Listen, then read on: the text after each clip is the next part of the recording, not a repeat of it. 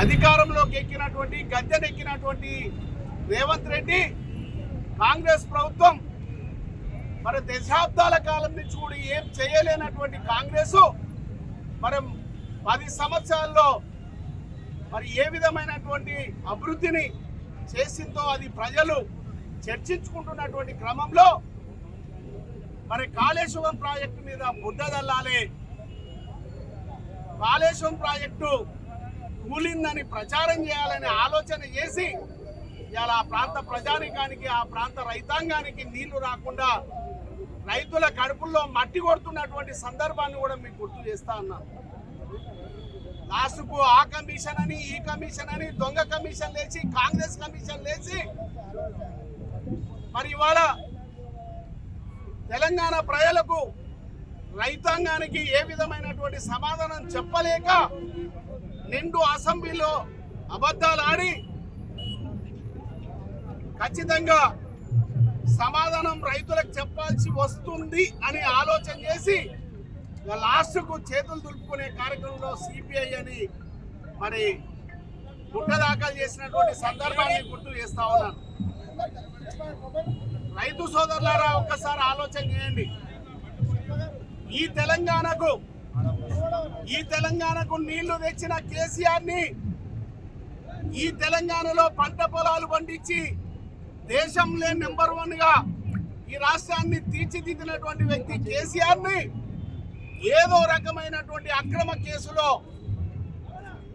Jail పంపాలనే ప్రయత్నం ఇవాళ Congress party Revanth Reddy చేస్తున్నటువంటి సందర్భాన్ని గుర్తు చేస్తా ఉన్నా. ఆ రోజే అన్నాడు కేసీఆర్ గారు, తెలంగాణలో టిఆర్ఎస్ పార్టీ ఉంటేనే తెలంగాణకు రక్షణ, టిఆర్ఎస్ పార్టీ కనుక బిఆర్ఎస్ పార్టీ అధికారం కోల్పోతే తెలంగాణ చాలా ఇబ్బందులు పడబోతుంది, తెలంగాణ రైతాంగం ఇబ్బందులు పడబోతా ఉన్నారు, తెలంగాణ ప్రజాస్వామ్యం ప్రజలు సంపన్న వర్గాలు ఇబ్బంది పడబోతుందని కేసీఆర్ గారు చెప్పిండ్రు. అదే ఇప్పుడు జరుగుతుందా జరుగుతలేదా ఒక్కసారి తెలంగాణ ప్రజలందరూ కూడా ఆలోచన చేయాల్సినటువంటి అవసరం ఉంది. సోదరులారా ఆలోచన చేయండి. నీళ్ళకు కానీ కరెంటు కానీ పంట పొలాలకు కానీ అన్ని రకాల ఇబ్బందుల నుంచి బయటపడాలంటే మళ్ళీ కేసీఆర్ నాయకత్వమే ఉండాలి. ఈ తెలంగాణ రాష్ట్రానికి అండగా రక్షకుడిగా కేసీఆర్ గారు ఉండాల్సిందే. దాన్ని మీరు దృష్టిలో పెట్టుకొని రానున్న రోజుల్లో మరి కేసీఆర్ గారికి మద్దతుగా ఉండాల్సినటువంటి పరిస్థితులు ఆసన్నమైనని కూడా ఒకసారి తెలియజేస్తా ఉన్నాను.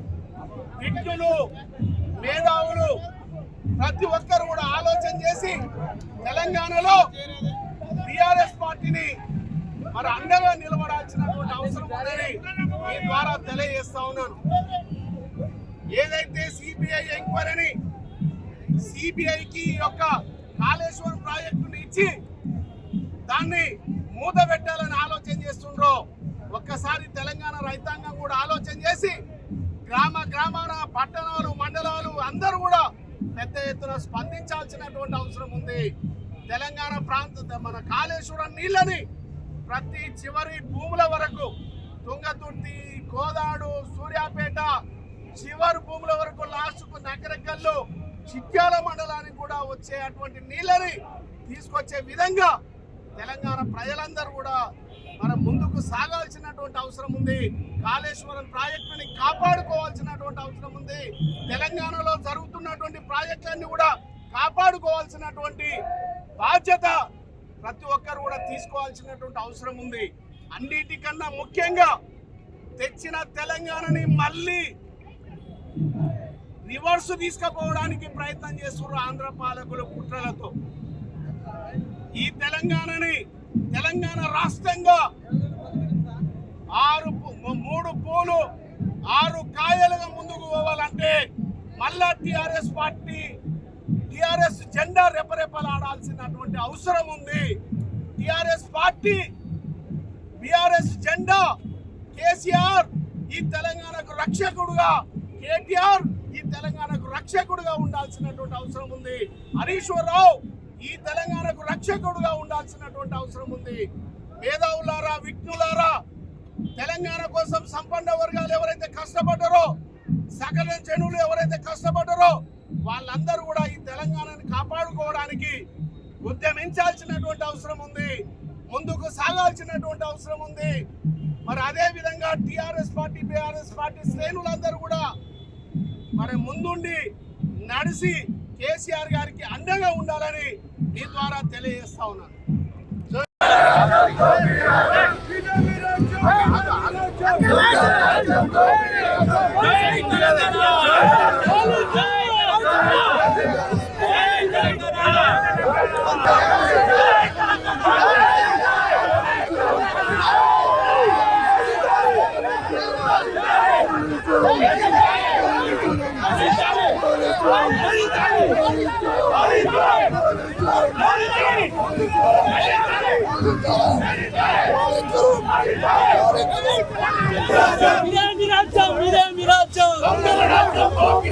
Polícia,